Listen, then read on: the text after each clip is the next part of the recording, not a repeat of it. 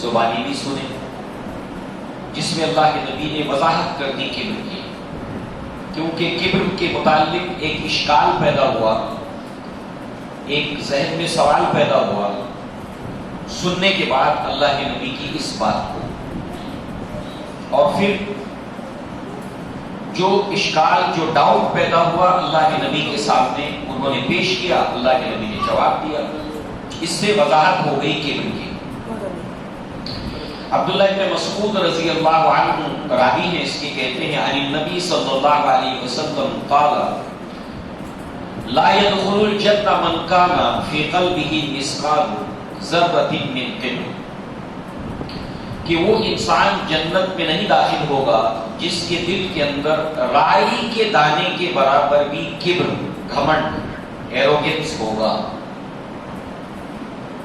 اب یہ بات اللہ کے نبی نے بتائی تو قال رجل، ایک آدمی نے کہا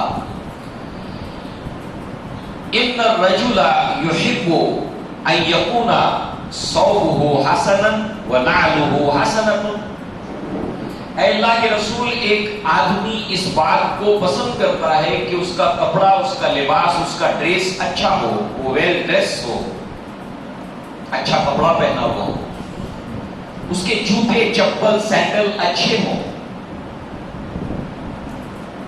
تو کیا ایسا ہونا، اس کا ایسا سوچنا، کیا یہ گھمنڈ میں داخل ہوگا؟ اللہ کے نبی نے بڑا ہی پیارا جواب دیا اس کا، ان اللہ جمیل ویحب الجمال، اللہ جمیل ہے اور جمال کو پسند کرتا ہے۔ کسی انسان کے دل میں اگر یہ خواہش ہے کہ وہ ویل ڈریس ہو تو یہ گھمنڈ نہیں ہے، اچھے جوتے، چپل، سینڈل اس کے پاس اچھی ہو، اس میں کوئی گھمنڈ کی بات نہیں، بلکہ اللہ کو جمیل ہے، جمال کو پسند کرتا ہے۔ اگر یہ ڈریس، یہ جوتے اس کے جمال میں اضافہ کرتے ہیں تو اس میں کوئی مظاہرے والی بات نہیں ہے۔ تو پھر گھمنڈ کیا ہے؟ یہ نہیں ہے گھمنڈ، تو پھر گھمنڈ کیا ہے؟ الکبر بطر الحق، کہ جب حق اس کے سامنے آ جائے تو اس کو ٹھکرا دے، منع کر دے اس کو لینے سے، انکار کر دے اس کو لینے سے۔ اب وہ انکار کرنے کا کوئی بھی طریقہ اختیار کرے، یہ گھمنڈ ہے۔ اور غمت الناس، اور لوگوں کو اپنے مقابلے میں چھوٹا جانے، حقیر جانے۔ مسلم شریف کی روایت ہے کتاب الایمان میں، امام مسلم اس کو لائے ہیں۔ تو کبر کی وضاحت کرتی اللہ کے نبی نے، یعنی اگر ہم ایک فارمولے کی طرح اگر اپنے دماغ میں رکھیں تو کبر از اکول ٹو حق بات کو جھٹلانا جمع پلس لوگوں کو حقیر جاننا، چھوٹا جاننا، یہ ہے گھمنڈ، یہ ہے کبر۔ اب اس کے بالمقابل آپ دیکھیں کہ جیسے اللہ نے فرمایا کہ جہنم کے دروازوں میں سے داخل ہو جاؤ، یہی تمہارا ٹھکانہ ہے، یہی تمہیں رہنا ہے، اور بہت ہی برا ٹھکانہ ہے کبر اور گھمنڈ کرنے والوں کا۔ ایسے ہی جو جنت کے وارثین بنائے جائیں گے ان کے تعلق سے بھی اللہ تعالیٰ نے قرآن میں جگہ جگہ فرمایا، ان میں اللہ نے فرمایا وَتِلْكَ الدَّارُ الْآخِرَةُ نَجْعَلُهَا لِلَّذِينَ لَا يُرِيدُونَ عُلُوًّا فِي الْأَرْضِ وَلَا فَسَادًا، آخرت کا گھر جنت تو ان کے لیے اللہ تعالیٰ نے بنائی ہے کہ وہ لوگ جو دنیا میں اپنی بڑائی، کبریائی نہیں چاہتے، دنیا میں اپنی بڑائی نہیں چاہتے، ان کے لیے ہے آخرت کا گھر۔ تو والعاقبۃ للمتقین، اور متقین جو ہے وہ ان کا انجام بہتر ہے۔ اس سے یہ بھی مدلل ہوا کہ متقین کی صفت یہ ہوتی ہے کہ دنیا میں وہ اپنی بڑائی نہیں چاہتے۔ تو یہ عنوان بہت اہم ہے میرے لیے، آپ کے لیے۔ ہمیں تاحیات اس سے فائٹ کرنا ہے، اس سے دور رہنے کی کوشش کرنا ہے۔ ایسے حالات پیدا ہوں گے تو اس میں ہمارے اندر یہ شیطان چوک لگائے گا اور ہمارے اندر گھمنڈ پیدا کرنے کی کوشش کرے گا۔ ہم اس سے نجات نہیں ہیں، ہم اس سے بچ نہیں سکتے، ہمیں کوشش کرنی پڑے گی، اللہ تعالیٰ سے دعا مانگنی پڑے گی کہ اللہ تعالیٰ ہمیں گھمنڈ سے بچائے، کبر سے بچائے، اور وہ طریقے اختیار کرنے پڑیں گے جو اللہ تعالیٰ نے ہمیں سکھائے ہیں، اللہ کے رسول نے ہمیں سکھائے ہیں، جس سے ہم کبر سے بچ سکیں۔ لہذا آپ دیکھیں سب سے پہلا متکبر کون ہے؟ اللہ نے جو ہمیں علم دیا کتاب اللہ کے حوالے سے، محمد رسول اللہ کے حوالے سے، سب سے پہلا متکبر، گھمنڈی، ایروگینس کون ہے؟ ابلیس۔ ابلیس ہے۔ اب کیا ہوا؟ اللہ تعالیٰ نے حکم دیا تھا سجدہ کرنے کا آدم کو، فرشتوں کو بھی دیا تھا، اس کے اندر ابلیس بھی شامل تھا۔ وما کان من الجن، وہ جنوں میں سے تھا، جنوں کا نمائندہ ہے، اور فرشتوں وہ حکم ہے کہ سجدہ کرے آدم کو، اس نے کیا نہیں، آبا واستکبر، انکار کیا اور استکبار کیا، گھمنڈ کیا۔ اب یہاں پر آپ دیکھیے کہ یہ حکم کس کا تھا؟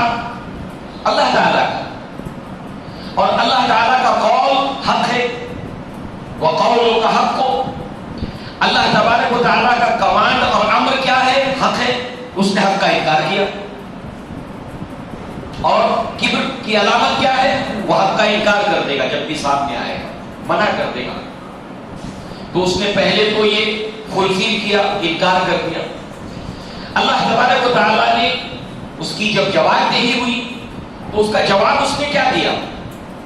اس نے اس کا جواب دیا کہ انا خیر منہ، میں تو اس سے بہتر ہوں، میں بہتر ہوں اس سے، یعنی آدم سے میں بہتر ہوں، اور بہتر ہونے کی وجہ بھی خود ساختہ اس نے بتائی، علت بتائی، خلقتنی من نار، تو نے مجھے آگ سے پیدا کیا ہے، وخلقتہ من طین، اور تو نے اس کو مٹی سے پیدا کیا، میں بہتر ہوں۔ تو آدم علیہ السلام کو چھوٹا جانا، اپنے آپ کو بڑا جانا۔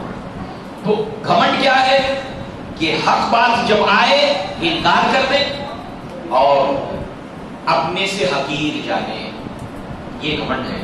تو نبی کے فرمان سے، قرآن مجید کی آیات کے حوالے سے مدلل ہو گیا گھمنڈ ہے کیا، کبر ہے کیا، کہ ہم اس کو آئیڈینٹیفائی کریں، ہم اس کو پہچانیں، اس کی علامتوں کے حوالے سے ہم پر واضح ہو، کلیئر ہو۔ جب کبھی بھی ہمارے دل میں اس طرح کا احساس پیدا ہو کہ میں بہتر ہوں، یہ مجھ سے بہتر ہے، مجھ سے چھوٹا ہے، یا کسی بھی حوالے سے حق سامنے آئے، کسی وجہ سے ہم منع کر دیں اس کو، یہ علامت کو ہم اچھی طریقے سے ذہن نشین کریں۔ یہ دو چیزوں سے ہی ہم اپنے آپ کو بچائے رکھیں، حقائق فوراً قبول کر لینا، بلا کسی عذر کے، بلا کسی معذرت کے ایکسپٹ کر لینا حق کو، اور نمبر دو، کسی کو چھوٹا نہیں جاننا۔ اب دیکھیے اس کے اوپر بہت سی باتیں ہو سکتی ہیں، اس کی یاد دہانی بار بار مجھے آپ کو کرتے رہنا ضروری ہے۔ ایک روایت کو ہم سنتے ہیں ابو داؤد کے اندر، مسلم شریف کے اندر یہ روایت ہے کبر سے متعلق۔ ابو ہریرہ رضی اللہ عنہ قال قال رسول اللہ صلی اللہ علیہ وسلم قال اللہ تعالی الکبریاء ردائی والعظمت ازاری فمن نازعنی واحدا منہما قذفتہ فی النار، کہ کبر میری چادر ہے، عظمت میری ازار ہے، جو کوئی ان دونوں میں سے کسی ایک کو لے کر مقابلہ کرے گا، کبر اللہ کے لیے، اس کی چادر ہے، عظمت اس کی شان ہے، کوئی اگر اس چیز کو اپنے لیے اختیار کرے گا میرے بالمقابل، تو میں اس کو جہنم میں پھینک دوں گا۔ کتنی بڑی یہ بات ہے کہ جس کو ہمارے لیے بارہا یاد رکھنا ضروری ہے کہ ہم اللہ کے سامنے کھڑے ہوں، اپنی عظمت کو جتا کر، بتا کر، اپنے آپ کو بڑا بنا کر بالمقابل پیش کرنے کی کوشش کرے. اللہ نے فرمایا کہ میں اس کو جہنم میں ڈال دوں گا. تو اس کو معمولی چیز نہ سمجھیں. اب جیسے کہ ہم نے دیکھا کہ انسان جو کبر کرتا ہے اس کے بہت سے اسباب ہو سکتے ہیں. وہ سبب اس کے اندر ایک خواہش پیدا کرے گا کہ میں بڑا ہوں، یہ چھوٹا ہے. وہ سبب اس کو سچ اور حق کو ماننے سے وہ انکار کر دے گا.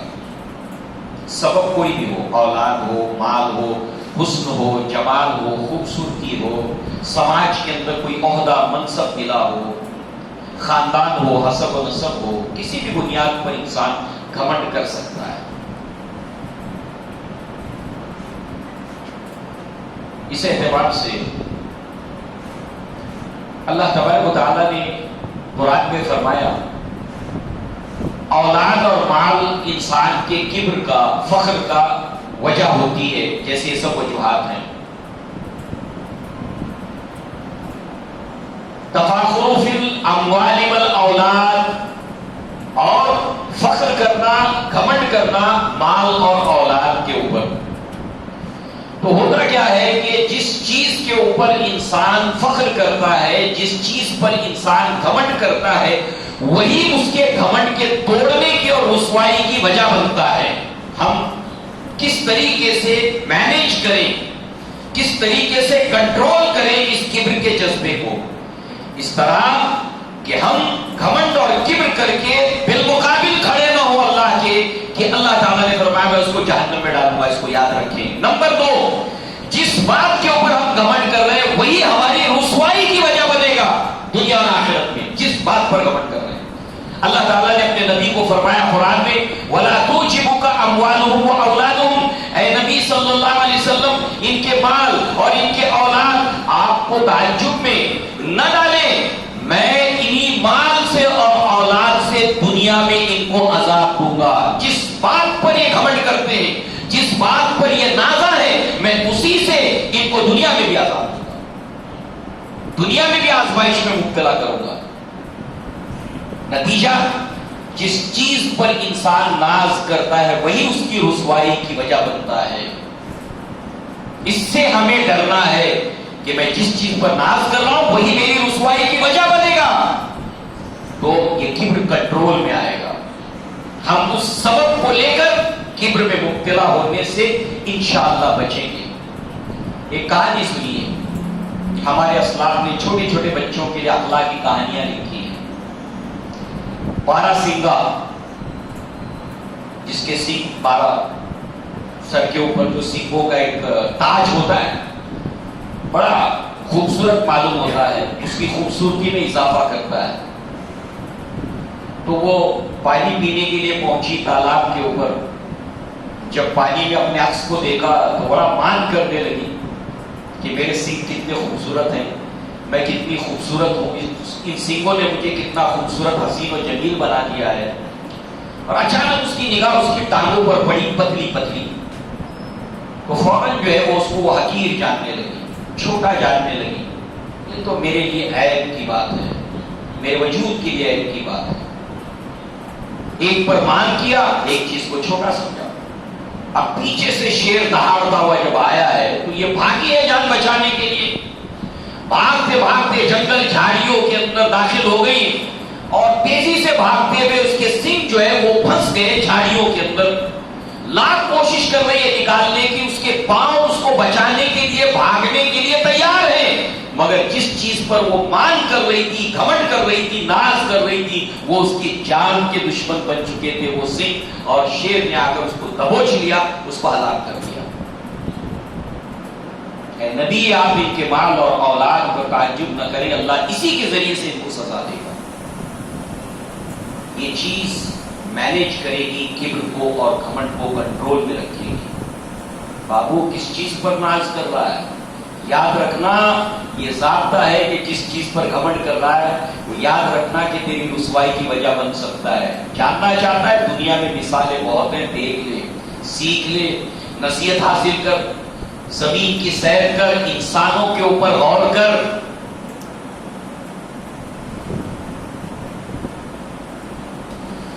لہذا وہ تمام اسباب جو گھمنڈ کے ہیں وہ رسوائی کی وجہ بن سکتے ہیں. خلاصہ اور لب لباب. اس کی سزائیں دنیا میں ہے کہ مغرور انسان کو اللہ تعالیٰ سنت کی محال کے تحت قابو میں لیتا ہے، کنٹرول میں. اس کو حد سے بڑھنے نہیں دیتا. اس کے کبر کو فساد کی صورت جب وہ اختیار کرنے لگتا ہے تو اس کو اللہ تبارک تعالیٰ سنت کی محال، مہلت کی سنت کے اس کی جو ہے اس کے تحت مہلت دیتا ہے. پھر اس کو قابو میں اللہ رب العزت جو ہے وہ رکھتا ہے. مرنے کے بعد بھی پھر انسان کے لیے مصیبت ہے کبر کی وجہ سے.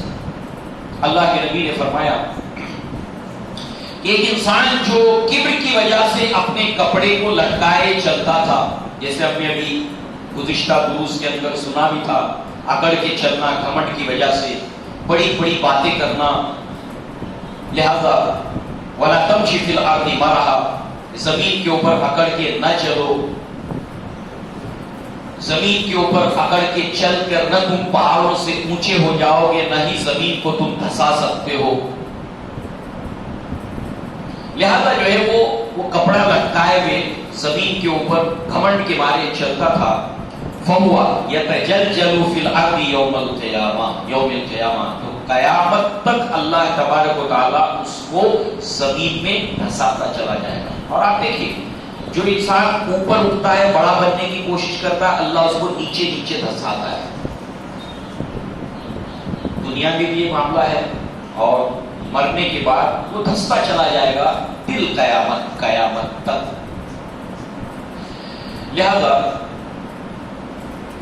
اسی کے ساتھ ساتھ اللہ کے نبی صلی اللہ علیہ وسلم نے فرمایا یحشر المتکبرون امثال الذر یوم القیامہ. اچھا جب یہ قبر میں سے نکلے گا تو اس کا معاملہ یہ ہوگا کہ اللہ اس کو ذرہ بنا کر، چوٹی بنا کر حشر کے اندر جمع کرے گا. اب یہ بھی اللہ کے نبی نے جو ہمیں خبریں دی ہیں کہ حشر کے اندر جب لوگ اپنی اپنی قبروں سے اٹھیں گے تو الگ الگ حالات کے ساتھ اٹھیں گے. مثلا ایک انسان اس طریقے سے اٹھے گا قبر میں سے، باولا ہو کر اٹھے گا، دیوانہ، پاگل، جیسے آپ مجنون کو دیکھتے ہو، جبکہ وہ دنیا میں مجنون اور پاگل تھا نہیں، مگر جب قبر سے اٹھے گا تو پاگل اور مجنون کی طریقے سے، جیسے آپ مجنون اور پاگل کو دیکھتے ہو. وجہ یہ انسان تھا سود خورا، اور سود والا آدمی کا کیلکولیشن چلتا ہے ادھر سے، اتنا دیا اتنا ٹکا آئے گا، سود اتنا ٹکا دینا ہے، اتنا ٹکا لینا ہے، تو ادھر سے سب چلتا رہتا ہے دنیا میں اس کا. اللہ تعالیٰ اس کو باولا بنا کر اٹھائے گا. جیسا کرم ویسی سزا. اللہ تعالیٰ بڑے عدل والے ہیں، اللہ تعالیٰ بڑے انصاف والے ہیں. جیسا کیا ویسا سامنے آئے گا. بڑا کیلکولیشن یہاں سے کرتا تھا تو باولا بن کر اٹھے گا. اللہ تعالیٰ ایک انسان کو اندھا بنا کر اٹھائے گا، وہ کہے گا اللہ میں تو آنکھ والا تھا دنیا میں، جب حشر میں مجھے اٹھایا گیا قبر سے تو اندھا کیوں؟ اللہ تعالیٰ کہے گا کہ تو نے دنیا کے اندر مجھے، میرے ذکر کو بھلا دیا. نحن نزلنا الذکر، مفسرین نے اس کی تفسیر یہ لکھی کہ ہم نے اس ذکر کو نازل کیا، یعنی قرآن، تیری ان آنکھوں کو، میرے کلام کو پڑھنے کے لیے، ان آنکھوں کو میں نے روشنی دی تھی دیکھنے کے لیے، پڑھنے کے لیے وقت نہیں تھا، تو میں نے تجھے آج بغیر آنکھ والا اٹھایا. جیسا کرم ویسے حشر میں اٹھے گا. ایسے ہی متکبروں کو اللہ کے نبی صلی اللہ علیہ وسلم نے فرمایا کہ اللہ تعالیٰ اس طرح سے ان کو اٹھائے گا کہ ذرہ بنا کر اور چوٹی بنا کر، اور وہ چار طرف سے ذلت ان کے اوپر چھائی ہوئی ہوگی. جیسے دنیا میں وہ چاروں طرف چھا جانا چاہتا ہے، بڑا بننا چاہتا ہے، اللہ تعالیٰ حشر کے اندر اس کو چاروں طرف سے ذلت اس کے اوپر ڈھونپ دے گا. لوگ رونقتے ہوئے اس کو نکلیں گے. دنیا میں بڑا بننا چاہتا تھا، لوگوں کو چھوٹا بنانا چاہتا تھا، اللہ تعالیٰ نے رونقتے ہوئے لوگ اس کو جو ہے وہ بڑھیں گے حشر کی طرف، اور یہ ذلیل اور خوار ہو کر حشر میں پہنچے گا. جیسے کرم ویسے سزا. برزخی زندگی میں دھستا جائے گا، قیامت تک حشر میں اٹھے گا ذرہ بن کر، چھوٹی مٹھی بن کر ذلت اور خواری چاروں طرف سے اس کو گھیرے ہوئے ہوگی. یہ وہ انجام ہے کہ جس کو دنیا اور آخرت میں گھمنڈ کی وجہ سے ہوتا ہے اس کو ہمیشہ میمورائز کرنا ہے, اس کو اپنے سامنے رکھنا ہے, اس کی یاد دہانی کراتے رہنی ہے. اپنے آپ کو سب سے پہلے مجھے اپنے آپ کو بچانا ہے, ہر انسان کو اپنے آپ کو بچانا ہے. اور اس کا فائدہ کچھ نہیں ہے, کبر کا سوائے نقصان کے کوئی فائدہ نہیں ہے, صرف اور صرف نقصان ہے, 100% نقصان ہے. تو انسان کیوں پاگل بنے, کیوں 100% نقصان کی طرف اپنے آپ کو آکے. لہذا اب ہاؤ ٹو مینج, کیا طریقے ہیں ہم سیکھتے جا رہے ہیں, اس کے طریقے قرآن اور احادیث کی روشنی میں. عربی زبان کے اندر ایک مقولہ ہے, تبین الاشیاء باسبابھا, اشیاء کی حقیقت ضد سے سمجھ میں آتی ہے, اپوزٹ چیز سے. تو کبر کے بالمقابل ہے تواضع اور خاکساری, پولائٹنس, تواضع, خاکساری. انسان چھوٹا بن کر رہے, بڑا بننے کی بجائے تواضع اور خاکساری اختیار کریں. اب آپ دیکھیے کہ اللہ کے نبی نے فرمایا کہ صدقہ جو ہوتا ہے, صدقہ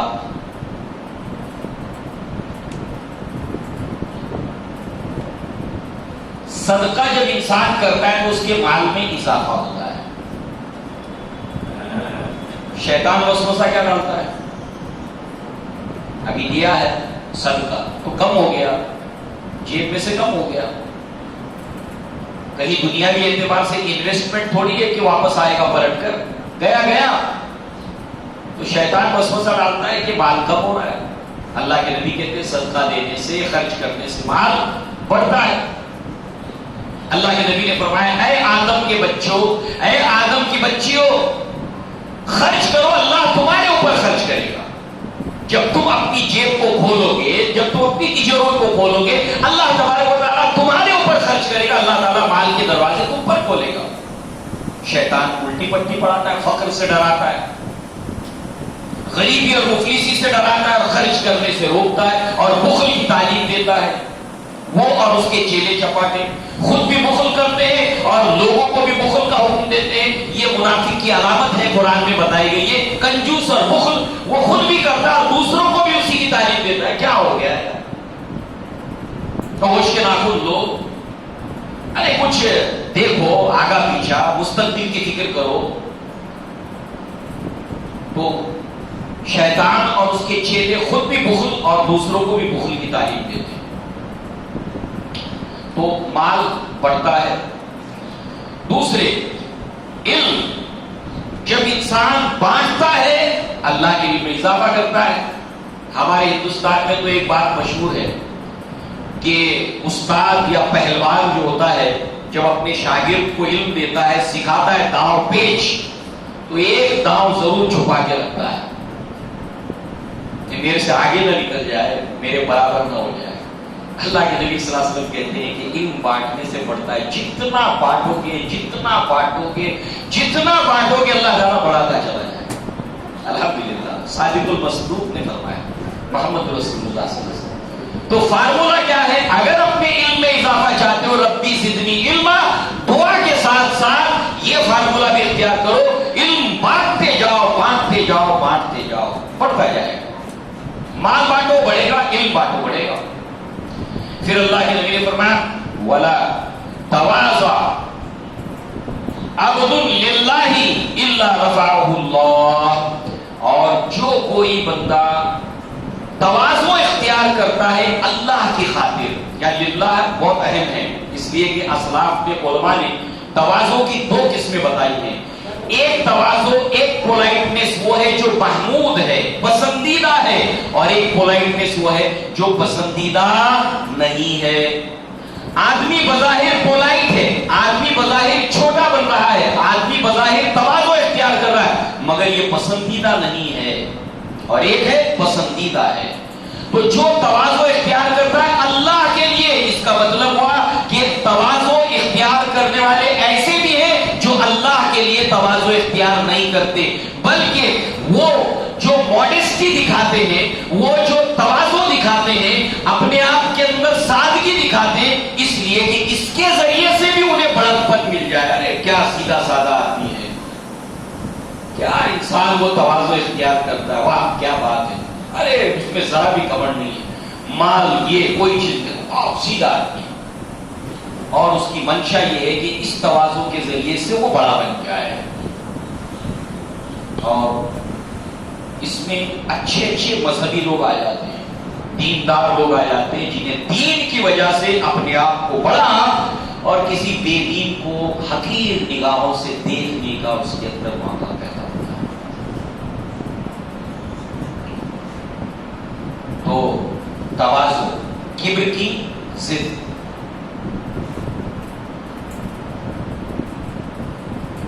جس طریقے سے ابلیس نے کبر کیا، اللہ تعالیٰ نے آدم علیہ السلام کو بھی حکم دیا تھا وَلَا تَقْرَبَا هَٰذِهِ الشَّجَرَةَ، اس درخت کے نزدیک مت جانا.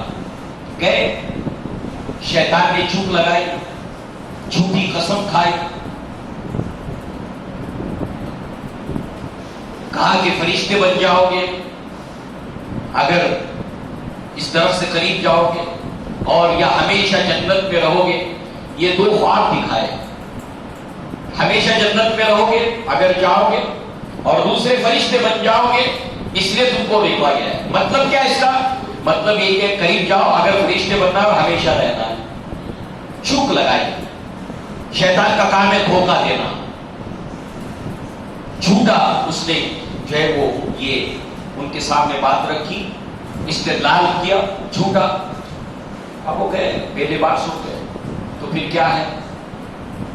نبی ہیں، زمین کے اوپر پہلے اور پہلے انسان، تواضع ہے، خاکساری ہے.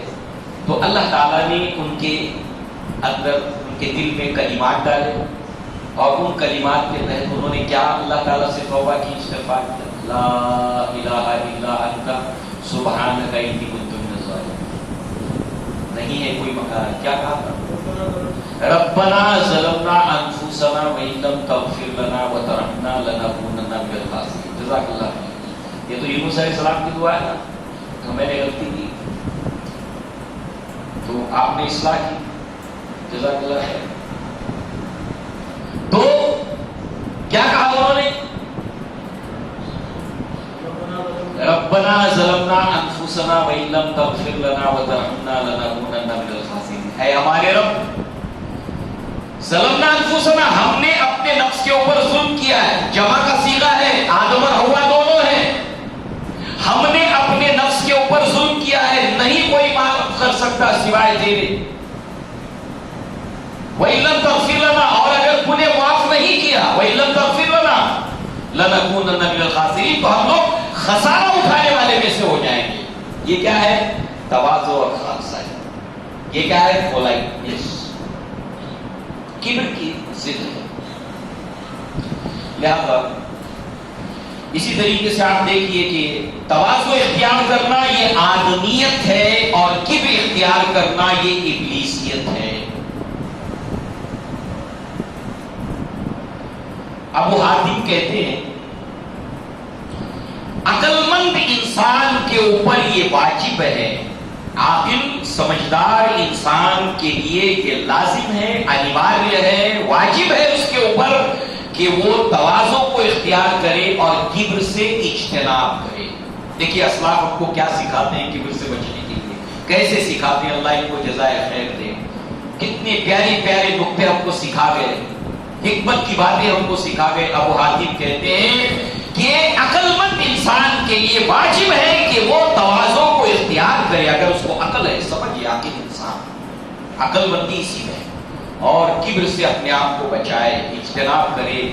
کہتے ہیں کہ جب انسان جو ہے وہ تواضع کو اختیار کرتا ہے تو اللہ تبارک و تعالیٰ اس کی عزت میں اضافہ کرتا ہے، اور جب کبر اختیار کرتا ہے اللہ تعالیٰ اس کو رسوا کر دیتا ہے، چھوٹا کر دیتا ہے. تو اگر عقل ہے تو اختیار کرو تواضع کو، اور اجتناب کرو کبر سے.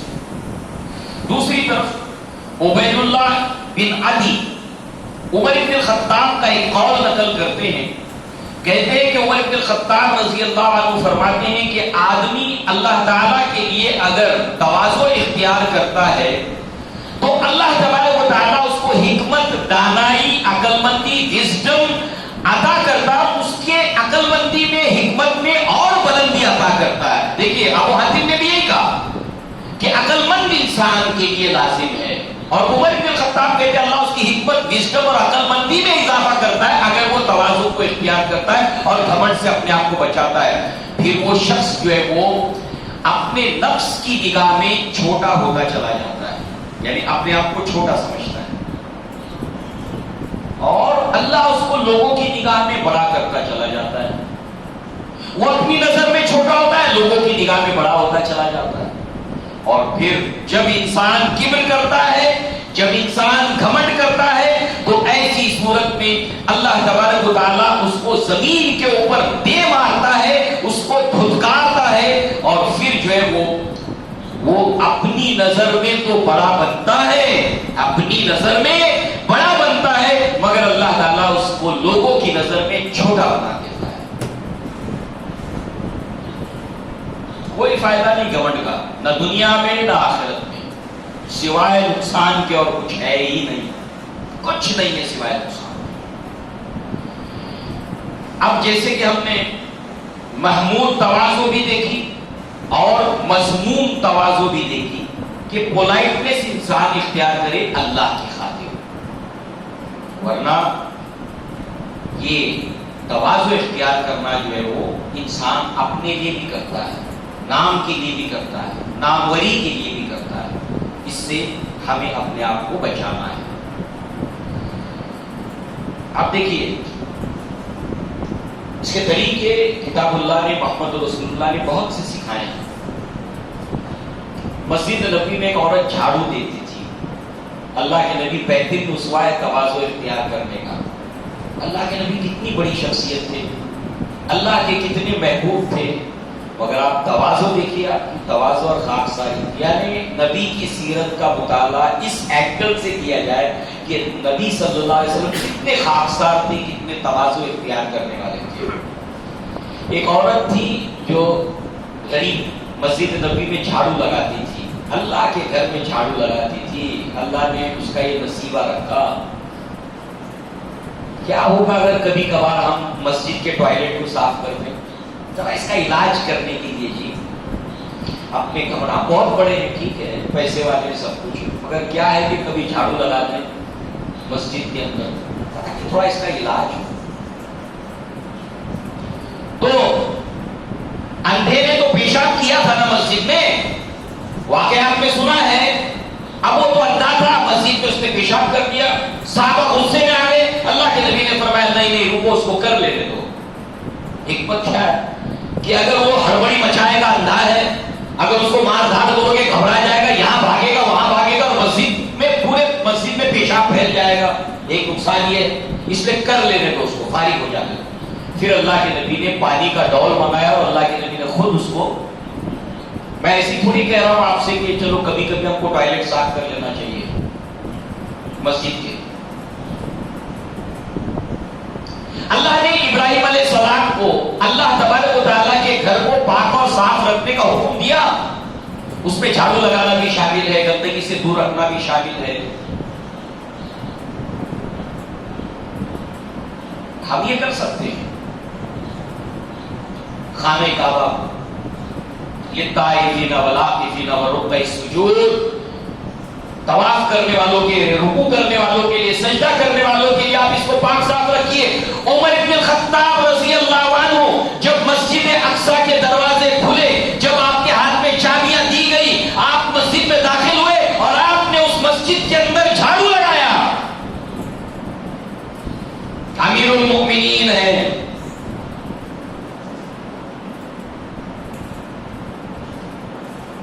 تو جھاڑو لگاتی تھی وہ۔ اللہ کے نبی کہیں سفر پر تھے، واپس آئے تو اللہ کے نبی کتنا کیئر کرتے تھے، دھیان رکھتے تھے تاکہ وہ عورت دکھائی نہیں دیتی، وہ خاتون دکھائی نہیں دیتی، لوگوں نے کہا اس کا انتقال ہو گیا، ہم نے اس کو تدفین کر دی. لوگوں نے اللہ کے نبی کو اس کی خبر دینا نہیں دی، اس کی خبر. اللہ کے نبی صلی اللہ علیہ وسلم نے اس کا نوٹس لیا. آپ گئے بقی کے قبرستان اور آپ نے جا کے اس کے لیے دعا کی، دعا استغفار کی، دعا کی اس کے لیے. لہذا جو ہے وہ اللہ کے نبی صلی اللہ علیہ وسلم نے وہ عورت جس کا لوگوں نے نوٹس نہیں لیا، اللہ کے نبی نے اس کا نوٹس لیا. یہ تواضع ہے، یہ خاکساری ہے کہ عورت اللہ کے گھر میں جھاڑو لگاتی تھی. لہذا آپ دیکھیں کہ اللہ تعالیٰ نے اپنے نبی کو حکم دیا، مگر اس سے پہلے بیک گراؤنڈ سمجھیے. آپ فی الحال سعد بن ابی وقاص، ایسے کچھ صحابہ تھے، خباب بن عبد رضی اللہ عنہم اجمعین، ایسے کچھ صحابہ تھے. اور کفار قریش کیا کہتے تھے ابو جہل، عتبہ، عتیبہ، شیبہ اللہ کے نبی کو؟ یہی بات نوح علیہ السلام کو ان کی قوم کے سردار کہتے تھے، بڑے لوگ. اور ان کے بارے میں آیا ہے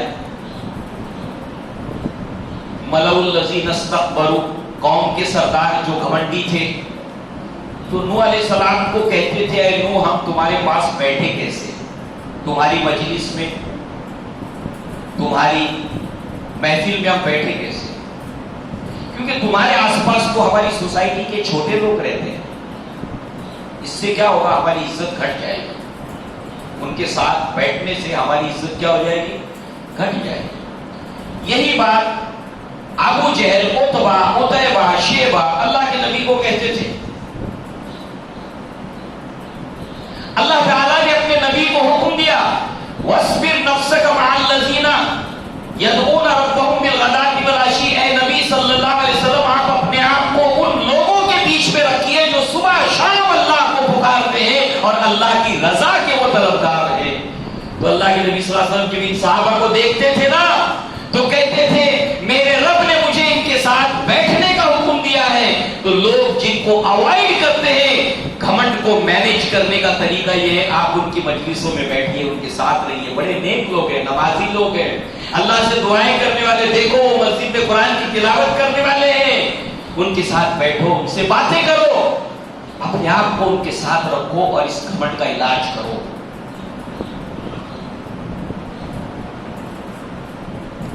کیسے مینج کریں اس کبر کو، اس گھمنڈ کو کیسے مینج کریں؟ ہمارا اللہ تعالیٰ کا کلام، اللہ کے نبی صلی اللہ علیہ وسلم کو وہ تمام ٹیکنکس بتاتے ہیں کہ ہم اس کا علاج کیسے کریں. لہذا جو اللہ نے جو عزت کا معیار مقرر کیا ہے اس معیار پر اگر کوئی اترتا ہے تو اس کی عزت کرو، اس کی تعظیم کرو. یعنی آپ اس کو بڑا سمجھتے ہو. جب دوسروں کو آپ بڑا سمجھو گے تو اپنے آپ کو چھوٹا سمجھو گے. جب دوسروں کو چھوٹا سمجھو گے تو اپنے آپ کو بڑا سمجھو گے. تو اللہ تعالیٰ نے اپنے متقی پرہیزگار نیک بندوں کی عظمت کا، ان کے بڑے ہونے کے اسباب کو بیان کیا ہے تو اس کو تسلیم کرو. مثلا آدم علیہ السلام کے 2 بیٹے تھے، ایک حابل ایک قابل. حابل نے قربانی پیش کی، قابل نے بھی قربانی پیش کی. اور اس دور میں یہ تھا کہ جس کی قربانی اللہ تعالیٰ قبول کرتا تھا آسمان سے آگ نازل ہو کر اس قربانی کو کھا جاتی تھی، جلا دیتی تھی اس کو. تو آگ جو اتری اس نے حابل کی قربانی کو جلایا، کھایا. یعنی اللہ نے حابل کی قربانی کو قبول کیا. اس میں خلوص تھا، اس میں اخلاص تھا. اس کے جتنے مقالے ہیں قرآن میں حابل کے، اس سے معلوم ہوتا ہے اس کے اندر الہیت تھی، خلوص تھا. جب قابل نے کہا کہ میں تمہیں قتل کر دوں گا، اس نے کہا بھلے تم کرو مگر میں یہ کام تو نہ کروں گا. نیک تھا حابل، آدم کا بیٹا، خلوص تھا. اس لیے اس خلوص کی بنیاد پر اللہ تعالیٰ نے اس کی قربانی قبول کی، قابل کی نہیں کی. اب اس قربانی کو قبول کرنا اس حابیل کے خلوص اور للہیت کی دلیل ہے، اس نے حابیل کی اس عظمت کو، اس کی اس فضیلت کو ایکسپٹ نہیں کیا، اس حق کو قبول نہیں کیا، انکار کیا اور حابیل کو قتل کر دیا۔ معلوم ہوا گھمنڈ انسان کے اندر صرف ایک بیماری نہیں ہے، بلکہ یہ اور بھی سائیکولوجیکل ڈیزیز پیدا کرتا ہے، اور بیماریاں پیدا کرتا ہے، ضد پیدا کرتا ہے، حق دھرمی پیدا کرتا ہے۔ مان نہیں رہا ہے کہ اللہ نے حابیل کی قربانی کو قبول کیا ہے، کوئی بات ہے اس کے اندر، کوئی خوبی اور کمال ہے اس کے اندر، ماننے کو تیار نہیں۔ کبر انسان کو سچائی کو ماننے نہیں دیتا، بدر الحق، حق کو ٹھکرا دے، صحیح بات کو ٹھکرا دے۔ تو اللہ تعالیٰ نے جن بنیادوں کے اوپر علماء کرام کو، انبیاء کو، صدیقین کو، نیک لوگوں کو اللہ تعالیٰ نے قابل احترام قرار دیا ہے، ان کا ادب، ان کی تعظیم، بڑوں کا ادب، اللہ کے نبی نے فرمایا جو بڑوں کا ادب نہ کرے وہ ہم میں سے نہیں ہے، جو چھوٹوں کی جو ہے وہ شفقت نہ کرے وہ ہم میں سے نہیں ہے۔ تو کیا ہوگا جب آپ کسی کی بڑائی کو مانو گے تو آپ سے آپ اس کا ایک رد عمل ہوگا کہ جب کسی کو آپ بڑا مانتے ہو کہ ہاں یہ الحمدللہ بڑے آدمی ہیں، پھر اس کی تعریف نہیں کر رہا، ان میں یہ خوبی ہے، ان میں یہ خوبی ہے، تو پھر کیا ہوگا آپ سے آپ اپنے آپ کو، آپ کے اندر تواضع پیدا ہو، خاکساری پیدا ہو۔ لہذا اس کے ساتھ ساتھ آپ دیکھیں اس کا طریقہ یہ ہے کہ انسان اپنی حقیقت پر غور کرے، اپنی حقیقت پر غور کرے۔ کیا تھا وہ؟ اللہ تعالیٰ نے فرمایا کہ یہ انسان ایک حقیر پانی کی بوند، اب تراخ پراخ بولنے لگا۔ الم یکن نطفۃ من منی یمنی، کیا نہیں ایسا کہ ایک حقیر پانی کی بوند تھی، اب ایک حقیر پانی کی بوند یہ اگر کپڑے سے لگ جائے تو کتنا آدمی بے چین ہوتا ہے کہ اس کپڑے کو الگ کر دے، اس کو صاف کر دے، اس کو دھوئے۔ یہ ہے حقیقت ہماری، ہر انسان کی حقیقت یہی ہے۔ الم یکن نطفۃ من منی یمنی، پھر وہ کیسے کیسے مرحلوں سے گزرا ہے، خون کا لوتھڑا، ایسے خون کی گانٹھ، ایسے خون کا لوتھڑا جس میں بساط ہے، جس میں بو ہے۔ کیا ہے؟ کس بات پر گھمنڈ، کس بات پر کبر، کس چیز سے ہم نے تم کو پیدا کیا، کس بات کا تم کو گھمنڈ ہے؟ اپنی اس اصل حقیقت کی طرف رجوع کرنا کہ انسان کی حقیقت کیا ہے، میری حقیقت کیا ہے۔ یہ چیز انسان کے اندر تواضع اور خاکساری پیدا کرے گی اور گھمنڈ کا علاج کرے گی۔ اسی طریقے سے آپ دیکھیں جو دنیا میں متکبر لوگوں کا انجام ہوا ہے اس کو سامنے رکھنا۔ دیکھیے دنیا میں حالات بدل جاتے ہیں، ٹیبل ہیز ٹرن۔ ابو جہل کتنا گھمنڈی آدمی تھا، کتنا مغرور آدمی تھا۔ غزوہ بدر کے روز جب اس کو قتل کیا گیا ہے، اللہ کے نبی صلی اللہ علیہ وسلم نے فرمایا اِنَّ لِكُلِّ أُمَّةٍ فِرْعَوْنَ، ہر امت کا ایک فرعون ہوتا ہے، میری امت کا فرعون ابو جہل ہے، ذرا دیکھو کہاں ہے، کس حال میں ہے۔ عبداللہ ابن مسعود چل پڑتے ہیں، بھیڑ بکریاں چراتے تھے عبداللہ ابن مسعود۔ اس مغرور آدمی کو دیکھو، ابو جہل کو، ابھی زندہ ہے، سانسیں چل رہی ہے، ہوش میں بھی ہے۔ عبداللہ ابن مسعود اس کے سینے پر پاؤں رکھ دیتے ہیں۔ اس وقت بھی کیا کہتا ہے، اے بھیڑ بکریوں کو چرانے والے، تو نے پاؤں تو بہت اونچی جگہ پہ رکھ دیا ہے۔ عبداللہ ابن مسعود جو ہے وہ اپنا خنجر تلوار نکالتے، اس کی گردن نکال کے اللہ کے نبی صلی اللہ علیہ وسلم کے پاس گیا۔ کبھی تو کمزور سمجھا جاتا تھا، آج اللہ تعالیٰ نے اس جس کو تو کمزور سمجھتا تھا اس کے پاؤں کو تیرے سینے کے اوپر رکھ دیا، تجھے لاچار اور عاجز اور رسوا کر دیا۔ Table has turn. آج آپ کے پاس پیسہ ہے جس کو آپ غریب ہونے کی بنیاد پر حقیر سمجھتے ہو، یہ حالات بدل سکتے ہیں۔ اور تمہیں اس کا سامنا کرنے کی نوبت آ سکتی ہے. کسی بھی بنیاد کے اوپر تم اس کو حقیر سمجھتے ہو، اللہ تعالیٰ حالات کو بدل دے گا اور تمہیں اس کے سامنے کھڑا کر دے گا. بی الرٹ، دور اندیش بنو. یہ رسوائی ہے. لہذا اللہ تبارک و تعالیٰ کے نزدیک جو ہے وہ عزت والا وہ ہے، ان اکرمکم عند اللہ اتقاکم.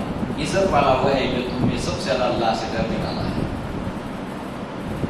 اس بات کو دھیان میں رکھنا، کبر سے بچنے کے لیے اس بات کو خیال میں رکھنا کہ ان اللہ کے بندوں میں سے پتا نہیں کہ اللہ تبارک تعالیٰ کی نگاہ میں محبوب بندہ ہو. میری پوزیشن تو مجھے نہیں پتا ہے، ممکن ہے کہ اللہ کی نظر میں محبوب ہو.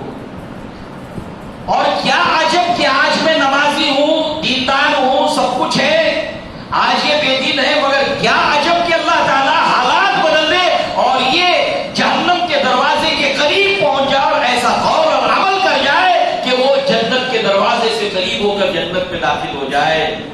اور کوئی انسان جو جنت کے دروازے پہ پہنچا ہوا بالآخر جہنم کے دروازے تک پہنچ جائے، یہ تو نبی نے فرمایا ہے.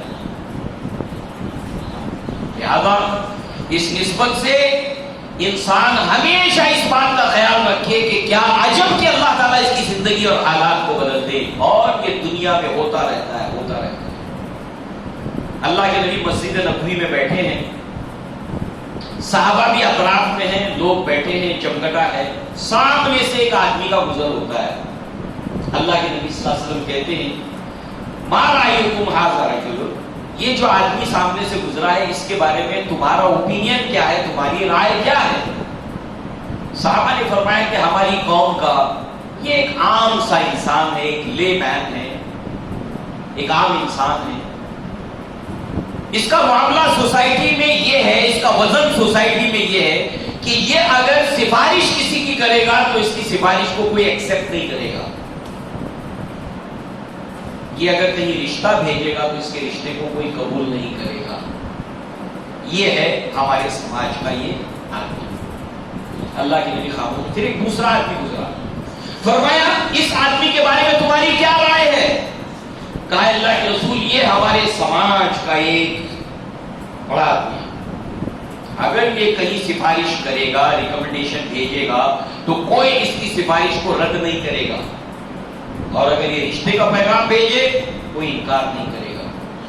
اللہ کے نبی نے فرمایا کہ یہ جو دوسرا آدمی ہے اس سے پوری زمین بھر جائے، پوری زمین بھر جائے. یہ جس کا سفارش کوئی رد نہیں کر رہا ہے، جس کے رشتے کا کوئی انکار نہیں کر رہا ہے، ایسے تمام انسانوں سے زمین بھر جائے وہ ایک پلڑے میں، اور وہ جو پہلے والا آدمی ہے دوسرے پلڑے میں، اس کا پلڑا اللہ کی نظر میں بھاری ہے.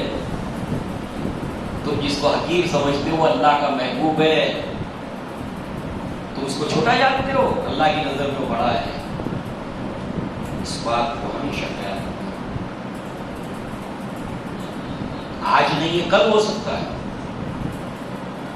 حالات بدل سکتے ہیں. دین کے اعتبار سے اللہ اس کو آگے بھیج دے، مال کے اعتبار سے اللہ اس کو بڑھا دے، عزت کے اعتبار سے اللہ اس کو بڑھا دے اور تمہارا سامنا اس سے کرا دے. لہذا اسی کے ساتھ آپ دیکھیں کہ سیلف سجیشن، اپنے آپ سے ہم کلام ہوتے رہنا، یہ بھی ہمارے اسلاف کا طریقہ ہے. اور ہر انسان ہم کلام ہوتا ہے، اپنے آپ سے بات کرتا ہے. سیلف سجیشن بہت مثالیں ہیں. عمر بن خطاب اس جگہ جایا کرتے تھے، اکیلے اس جگہ جایا کرتے تھے جہاں وہ دور جاہلیت میں بکریاں چراتے تھے. ان کے والد بہت غصے والے تھے، بہت غصے والے، اور یہ بکریاں چرانے جاتے تھے. شام کو جب لوٹتے تھے تو 2-4 بکریاں مسنگ ہوتی تھی.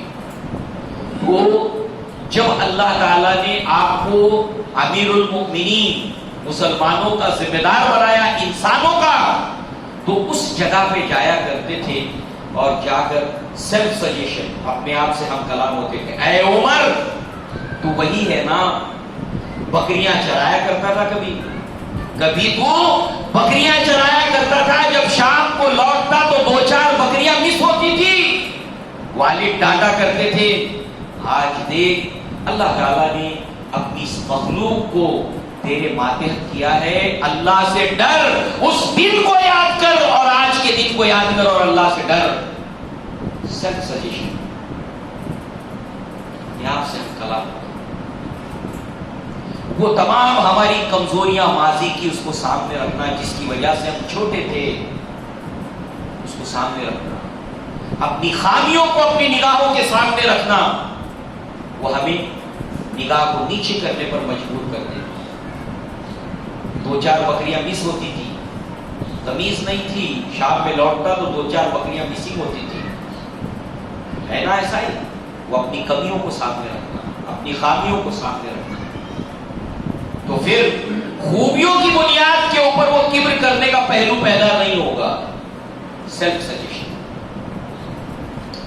اسی طریقے سے اخروی جو عذابات ہیں اس کو اپنی نگاہ کے سامنے رکھنا۔ ابو ہریرہ رضی اللہ عنہ فرماتے ہیں نبی صلی اللہ علیہ وسلم قال الا اخبرکم باہل الجنہ، کیا میں تم کو جنتیوں کے بارے میں خبردار کروں، جنتیوں کے بارے میں خبر دوں؟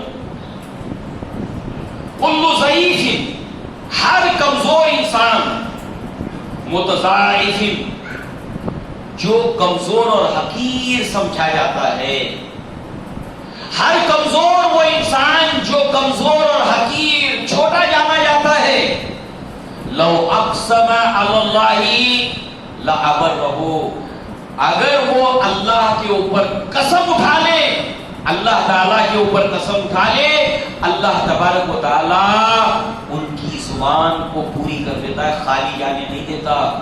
تم کمزور سمجھ رہے ہو اس کو، مگر اس نے کہیں اللہ تبارک و تعالیٰ کے سامنے بات اٹھا لی، رکھ لی، قسم کھا لی، اللہ تعالیٰ اس کی زبان کی لاج رکھتا ہے۔ تم کمزور سمجھ رہے ہو اس کو، اس کی طاقت دیکھو کتنی ہے۔ ایسے لوگ ہوتے ہیں سماج میں، اگر وہ اللہ پر قسم اٹھا لے، اللہ کی زبان کی لاج رکھتا ہے۔ اس کو یاد رکھنا، تم بولتے رہو، تمہاری بات پوری نہ ہو، مگر ایسے کمزور سمجھے جانے والے لوگ اللہ تبارک و تعالیٰ ان کی بات کو رکھ لیتا ہے۔ اس کو یاد رکھنا، یہ کبر کو مینیج کرنے والی چیز ہے۔ پھر فرمایا الا اخبرکم باہل النار، کیا میں تمہیں جہنمیوں کے بارے میں بتاؤں؟ کلو اتل جواز متکبر، کہ ہر وہ انسان جو تند خو ہے، سیدھے وہ کسی سے بات نہیں کرتا ہے، لوگوں سے جھڑک جھڑک کے بات کرتا ہے، تند خو ہے، ناک پر مکھی بیٹھنے نہیں دیتا، کسی کو منہ لگنے نہیں دیتا، تند خو ہے۔ جہنمیوں کی نشانیاں، جواز، اکڑ باتوں سے، اکڑ چال سے، یہ جہنمی لوگ ہیں۔ متکبر، بخاری کی روایت ہے کتاب الادب کے اندر۔ گھمنڈی کون ہے بتاؤں، جنتی کون ہے بتاؤں، یہ ہے جنتی، یہ ہے جہنمی۔ اسی طرح اللہ کے نبی صلی اللہ علیہ وسلم نے فرمایا کہ 3 لوگ ایسے ہیں کہ جن سے اللہ تبارک و تعالیٰ بات نہیں کرے گا قیامت کے روز۔ یہ بہت بڑی سزا ہے، عدم کلام، بات نہیں کرے گا اللہ سے۔ اس پر غور کریں آپ، اللہ تعالیٰ ان سے کلام نہیں کرے گا، نمبر 1۔ نمبر 2، ان کو گناہوں سے پاک نہیں کرے گا۔ کل بنی آدم خطاء، تمام آدم کے بچے غلطیاں کرنے والے ہیں، مگر اللہ تعالیٰ آدم کے بہت سے بچوں کی غلطیوں سے ان کو اللہ تعالیٰ ان کی اتار دے گا، گناہ سے ان کو دھول دے گا، پاک نہیں کرے گا۔ 2، کلام نہیں کرے گا، ان کو پاک نہیں کرے گا گناہ سے، نہ ان کی جانب دیکھے گا تک، بات کرنا تو دور، پاکیزہ کرنا تو دور، دیکھے گا تک نہیں اللہ تعالیٰ ان سے۔ یہ بھی بڑی بات ہے، یہ بھی بہت بڑی بات ہے، دیکھے گا بھی نہیں اللہ تعالیٰ۔ کیونکہ کیا ہوتا ہے، جس کو امید ہوتا ہے نا، وہ تھوڑا آنکھ لگا کر دیکھتا ہے کہ شاید میری طرف نظر کرم ہو جائے۔ جو امید باندھتا ہے وہ نظر کرم کی امید باندھتا ہے کہ اگر دیکھ لیں گے تو کچھ کام بن جائے گا، دیکھے گا بھی نہیں اللہ تعالیٰ۔ کون؟ شیخ زان، بوڑھا آدمی زنا کا، بوڑھا ہو گیا اب تو اللہ کو یاد کرنا چاہیے، توبہ استغفار کرنا چاہیے، تسبیح کرنا چاہیے، مگر زنا کر رہا ہے۔ نمبر 2 وہ ملک قصاب، جھوٹ بولنے والا بادشاہ۔ بادشاہ بنا کر اللہ نے تجھے پاور دیا ہے، تیری کیا کمزوری ہے، تیری کیا مجبوری ہے؟ اللہ نے بادشاہ بنا کے طاقت دی ہے پھر بھی جھوٹ، بادشاہ پاور ملا ہے پھر بھی جھوٹ بولتا ہے۔ سماج میں اللہ تعالیٰ نے اس کو ایک دبدبہ دیا ہے، پاور دیا ہے، جھوٹ بولتا ہے، کوئی کمزوری نہیں ہے، طاقت دی اللہ نے تجھے پھر بھی جھوٹ نہیں کرے گا، کلام پاک نہیں کرے گا، دیکھے گا تک نہیں اس کو۔ دوسرا اور تیسرا وعائل متکبر، سائل سوال کرنے والا، بیگر، حاجت مند، لوگوں سے مانگتا ہے پلیز تھوڑا میرا کام کر دیجیے، مگر حاجت مند ہے، سائل ہے، مگر گھمنڈ بھی کر رہا ہے، بوڑھا ہے زنا کر رہا ہے، بادشاہ ہے جھوٹ بول رہا ہے، خود حاجت مند ہے، ضرورت مند ہے، لوگوں کے سامنے سوال کرتا ہے، گھمنڈ بھی کرتا ہے، دونوں چیزیں میل نہیں کھا رہی تینوں کے ساتھ۔ ان تینوں سے اللہ نہ کلام کرے گا، نہ دیکھے گا، نہ ان کو پاک کرے گا۔